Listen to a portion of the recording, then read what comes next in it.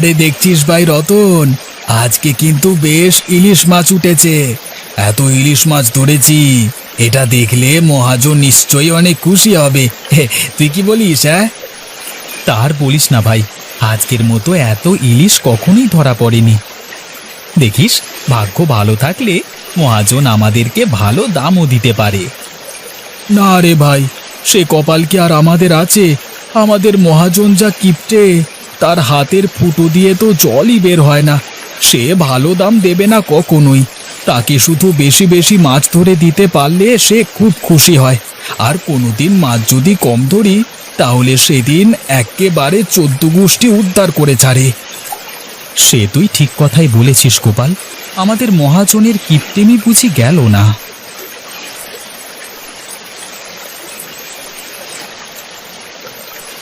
চল ভাই, আজ তো অনেক মাছ ধরলাম, এবার মাছগুলো নিয়ে মহাজনের বাড়িতে চল। আজকের মতো আর মাছ ধরতে হবে না। আচ্ছা ঠিক আছে, আমি জালটা তুলে রাখছি, তুই তাহলে নৌকাটা বাইতে থাক, কেমন? হায় হায় হায়, এ আমার কি সর্বনাশ হয়ে গেল গো! এ আমার কি ক্ষতি হয়ে গেল! ওগো, ওগো, তুমি আমাদের ছেড়ে কোথায় চলে গেলে গো? তোমাকে কতবার করে বলেছি গভীর জলে মাছ ধরতে যেও না, কিন্তু তুমি তো আমার কোনো কথাই শুনলে না গো।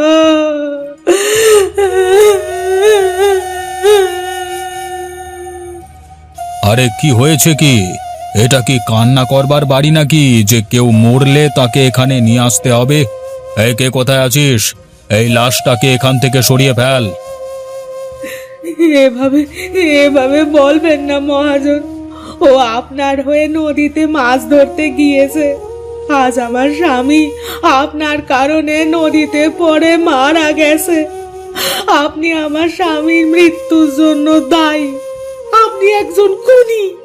আপনি আপনি আমার স্বামীকে গভীর জল থেকে বেশি বেশি করে মাছ ধরতে পাঠিয়েছেন।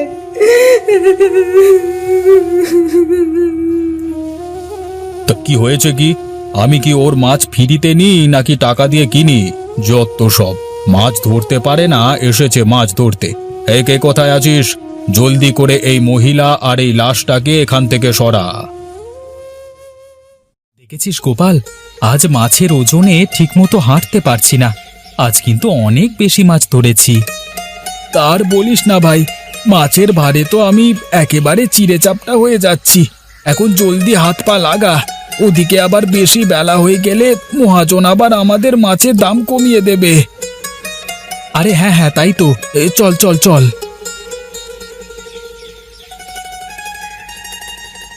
আগে মহাজন বাবু, আজ আমি 1 ঝুড়ি চাপিলা মাছ এনেছি। এই যে আমার মাছ। বলি চাপিলা মাছ 1 ঝুড়ি মাত্র? বলি সারাদিন কি খেয়ে বসে কাটাস? আরো বেশি মাছ ধরতে পারিস না? এই, ওর 1 ঝুড়ি মাছের জন্য 100 টাকা দিয়ে দে। মাত্র 100 টাকা? না মহাজন, এত কম টাকায় মাছ দিলে তো বউ বাচ্চা নিয়ে না খেয়ে থাকতে হবে। বউ বাচ্চা নিয়ে না খেয়ে থাকবে নাকি খেয়ে থাকবে সেটা তো আমার দেখবার বিষয় না। যাও যাও, এখন এই 100 টাকা নিয়ে ভাগো, নইলে তোমার মাছ কিন্তু আমি আর কিনবো না। এরপর কে আছো? ওরে বাবা রে বাবা, কত বড় বড় ইলিশ মাছ! ওরে বাবা, গোপাল আর রতন, তোরা যে একেবারে আমার কপাল খুলে দিয়েছিস। এই কে আছিস? ওদের দুজনকে 500 করে 1000 টাকা দিয়ে দে। এত বড় বড় ইলিশ মাছের জন্য মাত্র 500 টাকা? না মহাজন, এত সস্তায় আমরা মাছ বিক্রি করব না। কি বললি তুই? তুই আমার মুখের ওপর দিয়ে কথা বলছিস? দাঁড়া, আজ রাতেই তুই টের পাবি আমি কে। আরে আরে না না মহাজন মশাই, আপনি ওর কথায় কিছু মনে করবেন না। আপনি 500 টাকাই দিন, আমরা 500 টাকাতেই মাছ বিক্রি করব। এই তো তুই লাইনে এসেছিস। কে আছিস? ওদের দুজনকে 500 টাকা দিয়ে বিদে কর, আর বড় ইলিশ মাছগুলো এখনই বিক্রি করবার জন্য শহরে পাঠিয়ে দে। তোকে আমি আগেই বলেছিলাম, এই মহাজন হলো হার কিপটে। দেখলি তো, এতগুলো বড় বড় ইলিশ মাছের জন্য মাত্র 500 টাকা গতিয়ে দিল। আরে কি করব ভাই, এই মহাজন ছাড়া তো আমরা আর অন্য কোথাও মাছ বিক্রিও করতে পারবো না। যদি বিক্রি করতে চাই তাহলে রাতেই দেখব এই মহাজন আমাদের ঘরবাড়ির ওপর নয়তো আমাদের নৌকা জালের ওপর হামলা করেছে। তখন দেখবি মাছও যাবে, জালও যাবে, আর তখন মাছ ধরতে না পেরে বউ বাচ্চা নিয়ে সবাই না খেয়ে মরবো। তার চেয়ে কম দামে মাছ বিক্রি করাই ভালো। আরে দেখ, এখনই যে বৃষ্টি নেমে গেল। চল চল জলদি করে বাড়ি চল, নইলে বৃষ্টিতে ভিজে একেবারে ঠান্ডা লেগে যাবে। দেখো গিন্নি, দেখো কি মুষলধারে বৃষ্টি নেমেছে। এই বৃষ্টির ভেতর কি আর মাছ ধরতে যাওয়া যায় বলো? না গো না, এই বৃষ্টির ভেতর তুমি মাছ ধরতে একেবারেই যেও না। ওগো, মনে নেই কিছুদিন আগে বৃষ্টির ভেতরে মাছ ধরতে গিয়ে একজন জেলে মারা গেছে? তোমাকে বৃষ্টির ভেতরে মাছ ধরতে গিয়ে মরতে হবে না গো। এভাবে বলো না গিন্নি, মাছ ধরতে না গেলে যে আমাদের আবার সংসার চলবে না। আমরা সবাই না খেয়ে মারা যাব। আমরা না খেয়ে মারা যেতে রাজি, কিন্তু তবুও তোমাকে আমি এই বৃষ্টির ভেতর মাছ ধরতে বাইরে যেতে দেব না।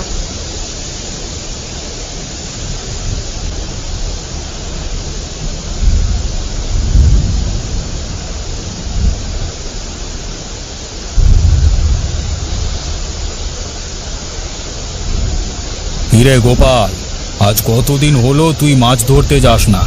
এদিকে যে আমার মাছের আড়ত মাছ ছাড়া একেবারে খালি হয়ে আছে। আজ কতদিন হলো কোনো মাছ পাচ্ছি না বিক্রি করবার জন্য।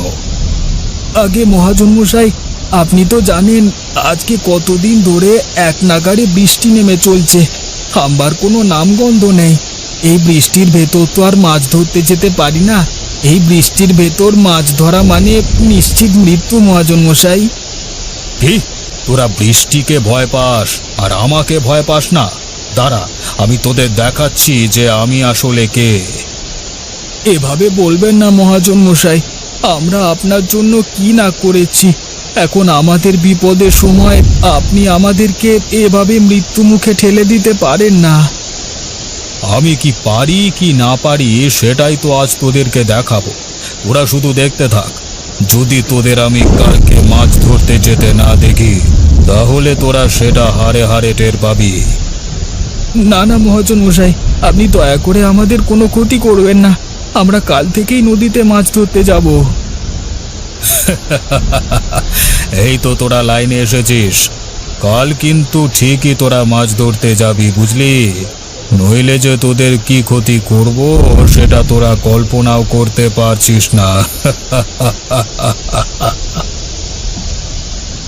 এই বৃষ্টির ভেতরে মাছ ধরতে বের হওয়া একদমই ঠিক হয়নি।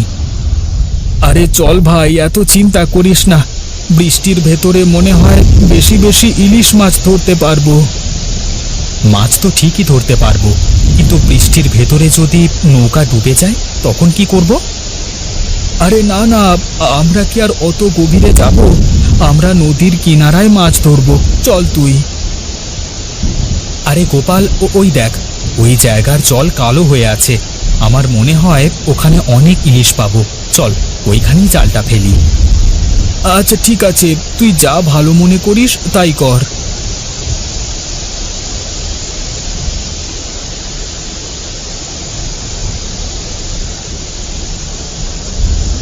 আরে গোপাল, আরে গোপাল, আমি যা দেখছি তুইও কি তাই দেখছিস? এ যে লাল ইলিশ। হ্যাঁ, লাল ইলিশ যে মহামূল্যবান। হ্যাঁ রে ভাই, তাই তো দেখছি। আমাদের কপাল বুঝি এবার খুলে গেল। চল চল, এই লাল ইলিশ নিয়ে জলদি মহাজনের কাছে চল।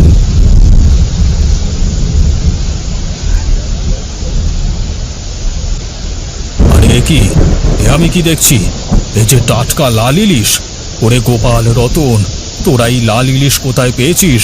আমাকে সেই জায়গায় নিয়ে চল। বাজারে লাল ইলিশের যে কত দাম, যত বেশি লাল ইলিশ পাবো তত বেশি টাকা কামাতে পারবো। চল চল চল চল, আমাকে নিয়ে চল। কিন্তু মহাজন মশাই, এই বৃষ্টির ভেতরে আপনার কি নদীর মাঝখানে যাওয়া ঠিক হবে? কোথায় যাওয়া ঠিক হবে আর কোথায় যাওয়া ঠিক হবে না সেটা কি তুই ঠিক করবি না আমি ঠিক করব? তুই আমাকে শুধু সেই লাল ইলিশের জায়গায় নিয়ে চল।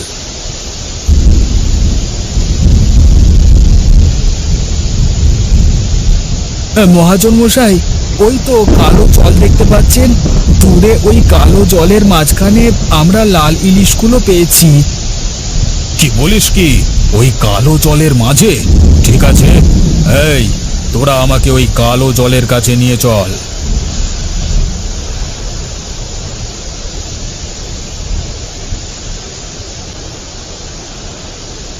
ওরে বাবা, মরে গেলাম, ওরে ঘূর্ণি।